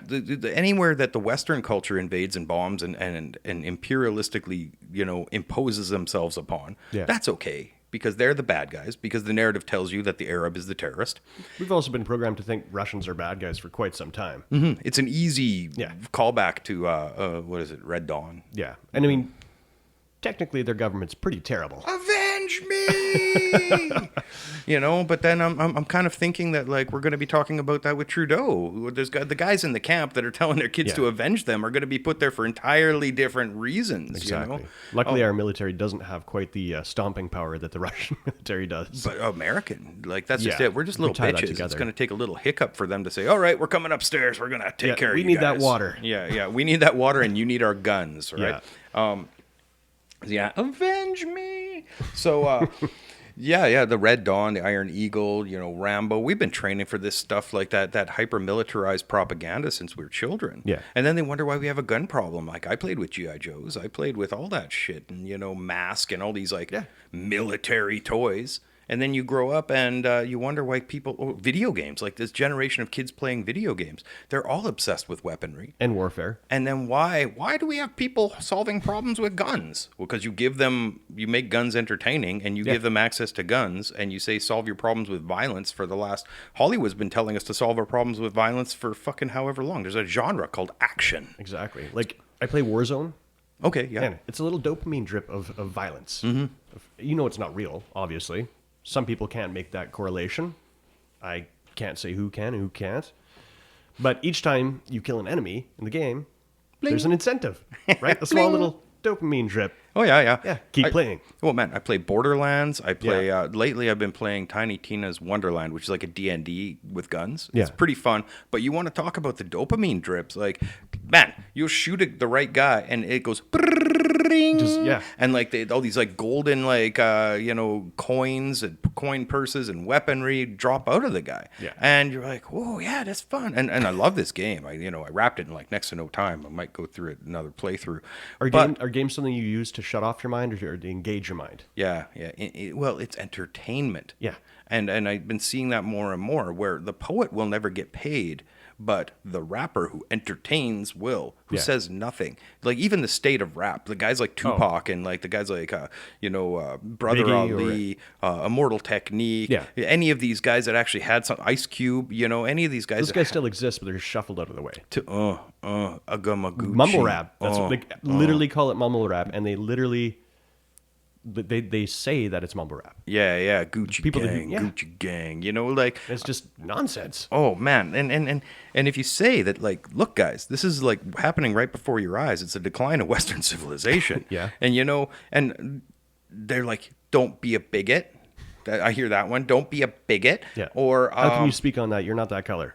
yeah, I'm not allowed to have an opinion on anything that I'm not directly involved in. Yeah. But when I say, well, I noticed that you have lots of opinions on me and you're not a white man.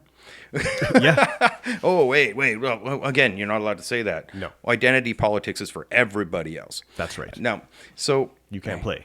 you can't play. We're talking about you, not to you.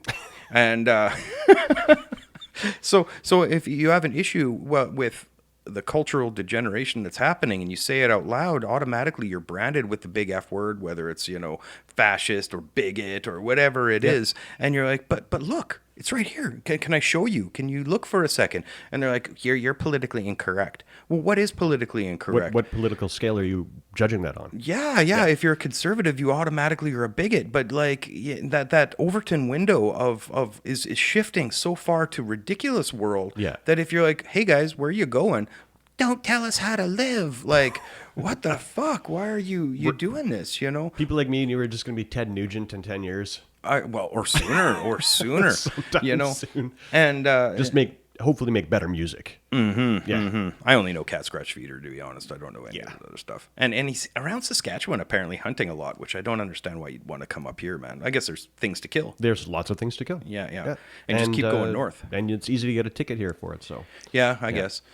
Yeah, everybody I know, they're like, don't come north, because it seems to be that's everybody's escape plan. But luckily in Saskatchewan, all of them will go to these luckily for Saskatchewan and Alberta and maybe Manitoba, everybody's going to hoard to Toronto, Ottawa, and Vancouver. Those are going to be like the urban decay. It's already happening. It's fucking happening left and right. have you seen East Hastings? Ooh, have you seen some of urban Scarborough? Yeah. Like these neighborhoods, I'm treading a thin line here. They don't look like Canada anymore. But that's just urban decay all around the world. It's urban decay all around the world when just like it turns into crime. It turns into drugs, prostitution, lack of core values, and those people that are afraid of that, where do they run to? Yeah. I don't think they can handle Saskatchewan winters in a lot of ways. No. So that's kind of cool. Unassisted Saskatchewan winters. Mm-hmm.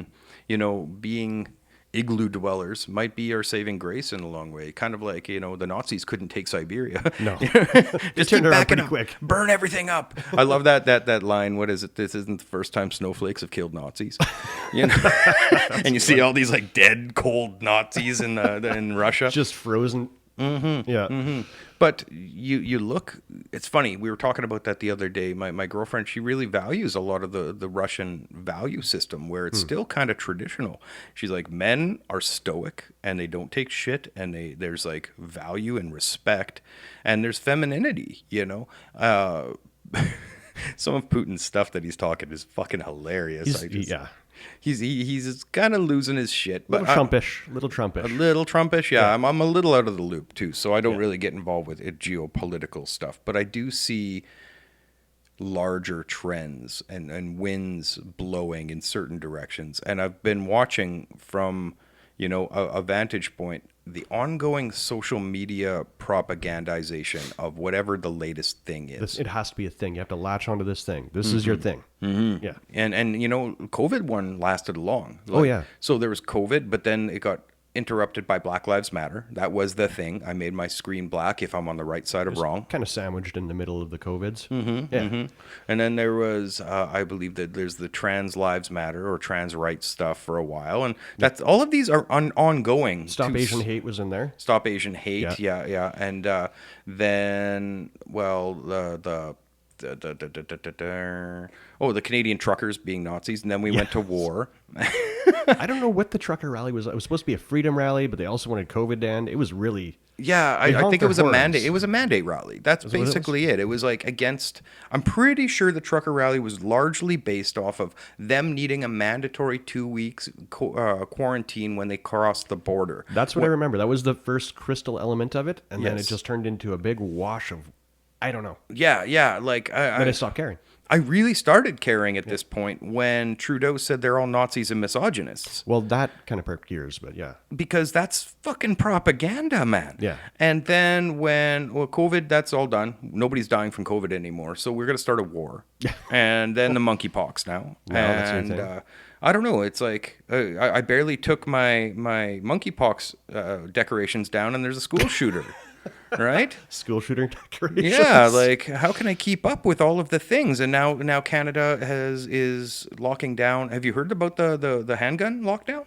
I saw a brief thing in my newsfeed about it. I didn't. Basically, the long and short is the new legislation that Trudeau government is putting in place is that there's going to be a freeze on restricted handguns. Oh, really? So even black badge, anything? You can't buy them. You can't sell them. You can't import them. You can't transfer them. Why would they do that? So nobody has a handgun, I guess? No, for those people that have them, they know exactly where they are. Yeah. With the registry, they should know it already. But you can't move them now. No, that's true. So isn't that an interesting first step? Because I remember burying guns at some point. I don't. The gun registry? I don't know anything about that. If you remember the long rifle registry, okay. A lot of farmers were burying guns. Oh, okay. Yeah. Yeah. I wouldn't know anything about that. Yeah. But that being said, these are restricted firearms. And like we already have gun control in Canada. Yeah. And we already quite good gun control, I would say. And our gun crime is much lower than other places in the world because law-abiding people, any gun that would be used as in by a radical or a terrorist or an incel shooter or a criminal is largely illegally gotten. Yeah. Very seldom, if ever, is there a legitimate firearms owner that loses his shit and goes and does this stuff or becomes radicalized. It's all this stolen guns. It's because you hit the streets. Here, at least, you have to enter into it with discipline. Mm-hmm. Yeah, there's a respect that goes along. You can't just go in and get like a military grade high capacity magazine and all of that and walk out in 2 hours or an hour and a half or whatever you have. Yeah.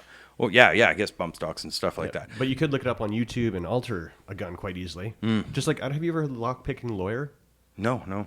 Really interesting YouTube thing. I don't know why I watch it. What I watch is his videos religiously. He just basically shows you how to pick locks. Thousands of different ones. He rates them and other security features.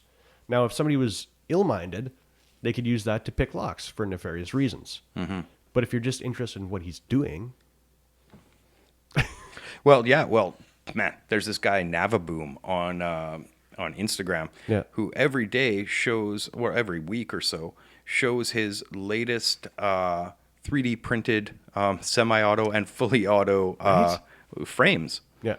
And I know once upon a time he used to have a website that said, here, this is where they all are, right? And all you have to do is you take your aluminum slide out of one frame, you put it in here, and boom, you've got your Glock, you've got your MP5. Yeah, or a single-shot plastic gun or whatever it is. Yeah, zip guns. Like, we're never, I guess, they're trying to say that the civilians shouldn't have access to weapons designed for military. Yeah. That's pretty reasonable. That's fair. It is pretty reasonable. And I've never needed a fully automatic AK. No. Yeah, well, and even that magazine, it's meant to go through plates, or it's meant to go through Kevlar, or for that killing chamber. people. Yes, it's got a flesh and blood target. That is its goal, and it's not a deer. No. And if you're any stripe of hunter, you don't need a 30-round magazine. Should be one shot in the pump. That's it. Ideally, and that's fair. But then there's the other element, and this gets into the handgun thing. where I also believe in the right for a person to defend their property or their home and their family. I believe that line in the sand thing is legitimate. And what, we should all have swords to protect our houses? Because sooner or later they're going to come for that, like in the UK, you know, you're not supposed to carry a knife anywhere or da-da-da-da-da. Complete nanny state. Like everything is videotaped, which works well for like CCTV. It works well for solving crimes. But Does it prevent it? no. No.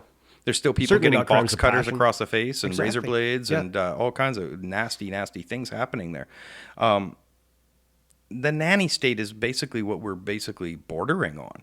You know, you want a social credit score. You want to do away with cash. You want to move to a digital currency exclusively. You want closed circuit television. You want they'll track you on your phone when you have COVID and find out if you're obeying the stay in your house laws or if you're going to families for Christmas. If you got that little cluster, you know, they're gonna drone you.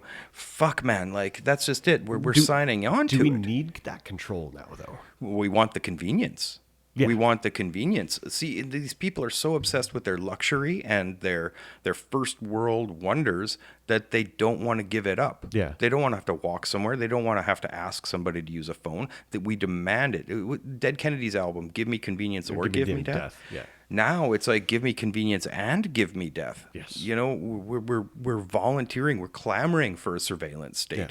because most of the gray people don't have anything to fucking be concerned about. Yeah, but how many willing participants in that, if they thought about it, would give control to an AI to have selective genocide? Right? Probably none of them. Yeah, they Maybe wouldn't on like paper, it that. looks really, really bad, Well, but it's the best thing for us. Yes.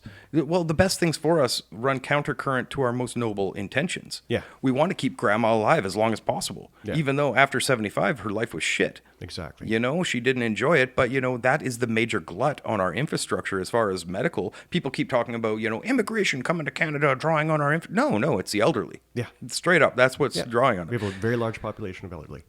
The Nordic culture had the ritual suicide. When you could no longer carry your own weight and pack up your own things and move, you would go, and it was a very sacred thing, and jump off the cliff. Goodbye, thank you, catch you on the rebound. Straight and, Midsummer. Yeah, Midsummer. Yeah, that's a great show. Midsummer, watch it. And that was part of their tradition because they recognized the ecological order of things. Yeah. You know. And these are unpleasant realities. You go tribal cultures in Africa, if a baby's deformed, it meets rocks. You know, hell, some cultures in Africa, the baby's too beautiful or too smart, Yes. it meets rocks Yeah. because it's going to upset the balance. It is running too fast. It's running too slow. If you're too ahead of the pack or you're too behind the pack, you need to have that ecological balance. Yeah. The problem comes when you put a person in charge of making that decision. Yeah. Or you put our noblest intentions ahead of the ecosystem. That too. We've eliminated the predators. We've eliminated disease. We've eliminated the predators within us that grow up to be the mass shooters. We've eliminated anything outside of our culture that could kill us for our most noble of intentions of human rights at the expense of ecological rights, environmental rights, of the Earth's rights, you know, of the rights of every other animal on the planet to live, you know. And people think that veganism is a radical idea, you know. You got to that's a Pentti Lincola's idea. It's like Titanic's going down and there's only so many lifeboats and everybody wants in a lifeboat. Yeah. Do you just try and let them all sink, or do you get your hatchet out and just say, sorry, you can't come? Right. And I think if we don't make those decisions ourselves, then the thing with the grander intelligence than us will. Yeah. And we're not going to like what happens. Or fucking COVID. Maybe COVID was the Earth's. Well, no, I guess so. There's been plenty of other naturally occurring pandemic type things. Tempt. When let's say we get sick, we get a fever, our antibodies kick into to find what the problem is and to get rid of it. Yeah. Right. Considering you have a strong immune system. A proper immune system, you know, healthy. This is so politically incorrect. Healthy immune systems recognize invading and fear or invasive elements and try to push them out. If you get a body piercing, you will get pus if you aren't. Infections and- Yeah, it tries to push it out of the body because it isn't supposed to be there. Yeah. And our Earth has been trying to do that with us for a very, very long time. You know, go away, die. Yeah. Can you go back to a normal amount? So that Georgia, like a sustainable population, Yeah. because you're overpopulating your invasive species. You kill off the locals. I don't know. You made mass farming and Naked apes. yeah. But and this is my new thought lately. I'm probably gonna drive. We're almost at we're at an hour and 47. Oh, wow. Oh yeah. These go quick. Yeah. My latest thinking is that it's not even us. We like to think that we're little gods amongst Earth. Yeah. But I think it's our technology itself, which is very Ted Kaczynski with industrial society in its future. I think that's what it is. Is that what that's called? Yeah.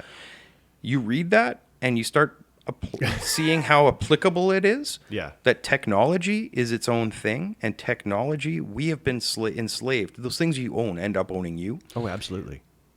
What could we do without technology? We get rid of our clothes. We get rid of our language. Language is a technology. We get rid of fire. Like the first thing we need to do if we find ourselves out on the side of the road or, stranded, how do we build fire? Because we need fire to survive. Yeah.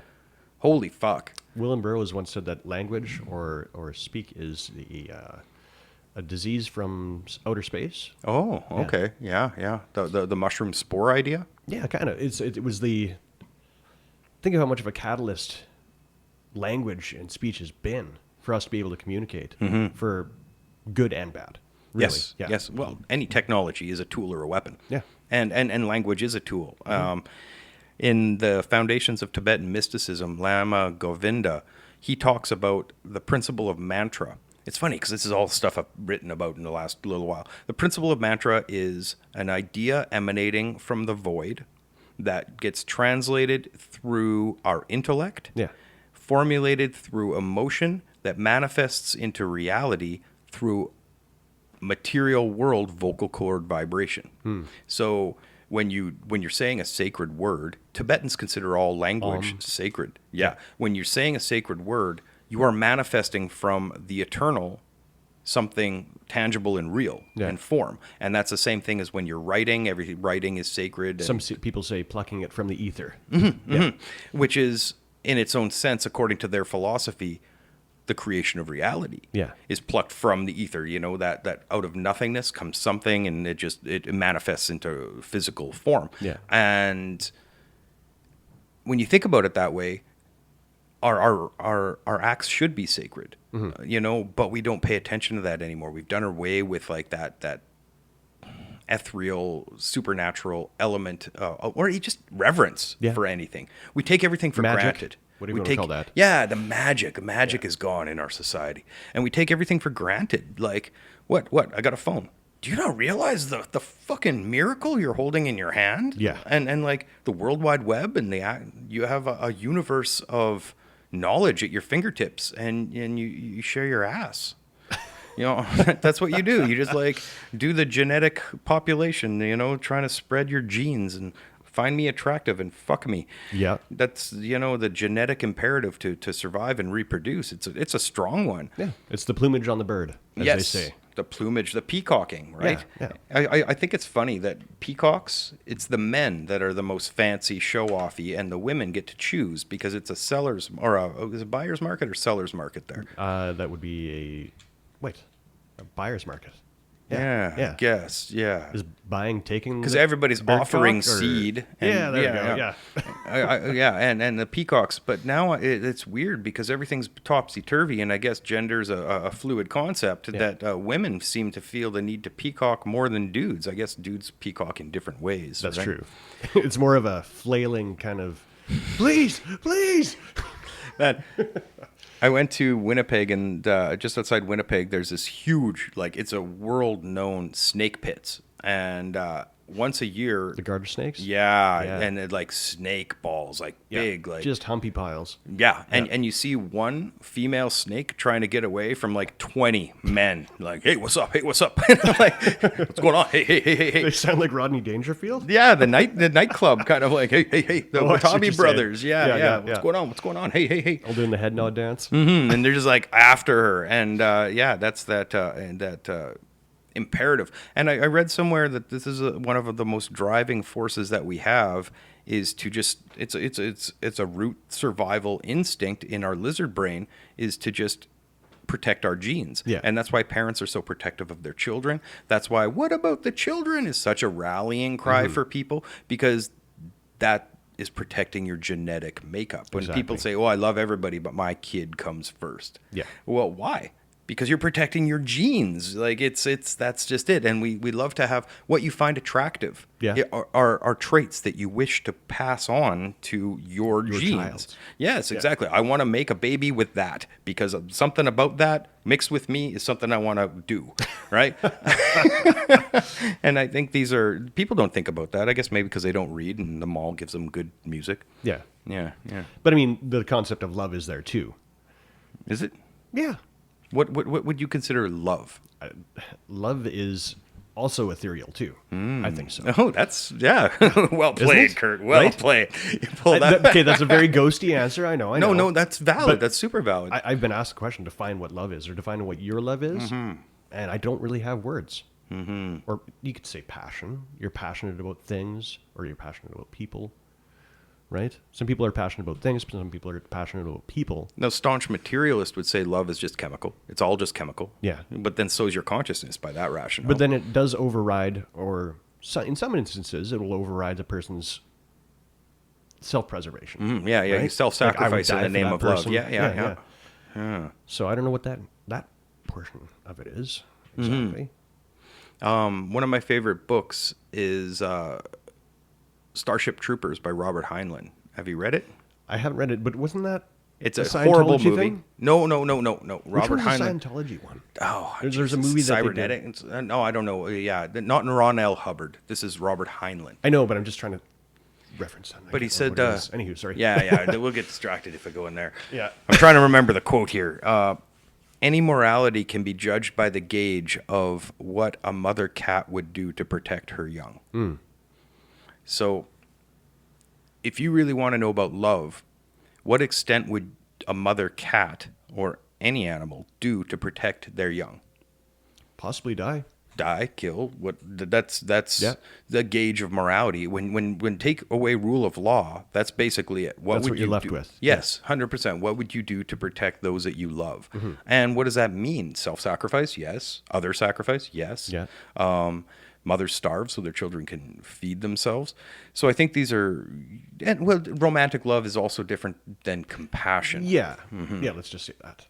See, and I see a lot of people, at least today, really preoccupied with rights as opposed to compassion. Yes. Because if you really have compassion, you can look at somebody who you don't agree with and see that they're coming from an honest place and they are probably a compassionate individual and they're motivated by the same motivations as you. Yeah. And you want to You're get... both wearing shoes. Yeah. Like, we're both children of the earth or the universe or whatever, God, whatever you want to call it.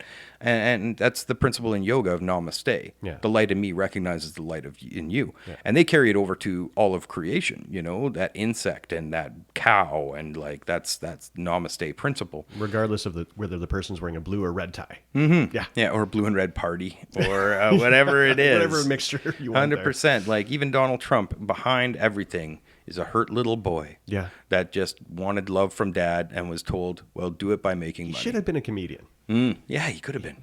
But he probably would have been a half-assed comedian. But I don't think he would have been like a good comedian. But there's lots of really bad comedians. But people laugh at his jokes mostly because he's rich and famous. And well, because he was the president. It's insane. Yes, he should have. That's so beyond me. But it's also funny. You can just take away any power that he would have had when people were so upset that he got elected president. It's like, just picture the guy taking a shit. Yeah, on a golden just throne. by himself, just like.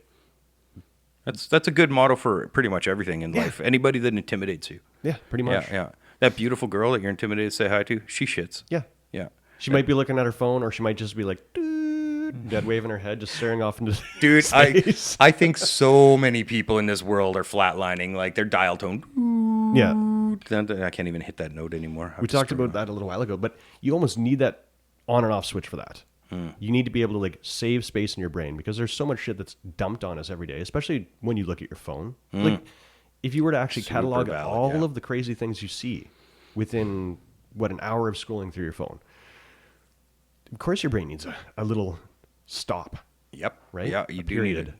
Well, you need that dial tone moment. And my girlfriend pointed out, and it's super, super legitimate, that we program our own reality more than ever before. Yeah. And when you think about it, back in the day, we had Flintstones at lunch, we had news at supper, whatever sitcoms were playing, and we were told what reality was. Yeah.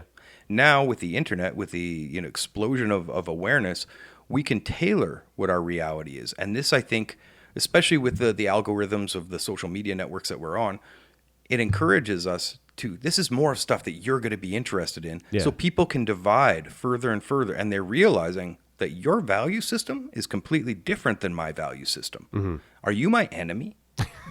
Are we not best friends? Yeah, like, the things that you believe, I really don't believe in, and we see things profoundly differently.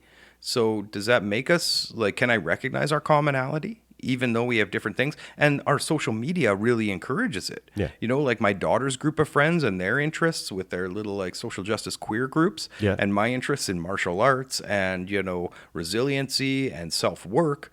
We have two different worlds happening when we go on the internet. Yeah.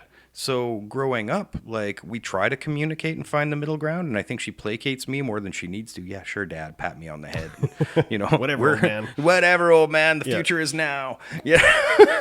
But I'm kind of concerned about where the future is going to be. Like, kid, cool, be whatever gender you want, but can you stop eating meat? Can you stop slaughtering the planet so you won't have an environmental hellscape when I'm 80 and when you're, like, 50? Yeah. Right? Because trust me, it's not getting better unless you kids start doing radical changes right now. Like, there's real shit that needs to be happening. Yeah. And they're so preoccupied with the bullshit. So preoccupied with their human rights. And I'm like, fuck, guys, there's real shit you need to worry about. Like, and you're not worrying about the real shit. You're worrying about the superficial icing and not the cake. That giant plastic island. Mm-hmm. Yeah. Mm-hmm. Which... It's massive. You never heard about the plastic the floating garbage island. Yeah, exactly. That's a perfect example. Like that, you can see that thing. It's very tangible. I'd like to see it from Google Earth or maps, iMaps. Yeah. Just cruise over the land on there. Apparently, it's the size of a town in Texas. Jesus, something of that nature. Yep. Yeah. Like, if I could remember which one. You ever see the movie WALL-E? Yes. Okay. Very few movies have made me misty-eyed. That one did it. Yeah. I don't know what I found so endearing with that damn robot. Yeah. Maybe I saw something of myself in him. Yeah. But that one got me. I really liked WALL-E. It's so on. It is. Somebody had a good vision there, that the world becomes so polluted that they send people away and leave these little scavenger robots to clean up. Yeah. And there's one left, and he's just the guy who just cleaning. Just cleaning. He's still going. And then a drone robot shows up to check how Earth is doing, and he falls in love with the only option. Eva, right? Eva. Oh, shit. Can you hear me here? I think I unplugged my... There we go. Technical difficulties. Yeah. All right, well, we're gonna dial it up. This has been a good one. Yeah, we should come back. Yeah, I think totally anytime we wanted to have coffee, we could just sit here and shoot the shit. Yeah. This is the Pitboss Review. Thanks for listening. Hopefully somebody gets something. Like, comment, subscribe. Send me an email. Any hate mail, I'll delete.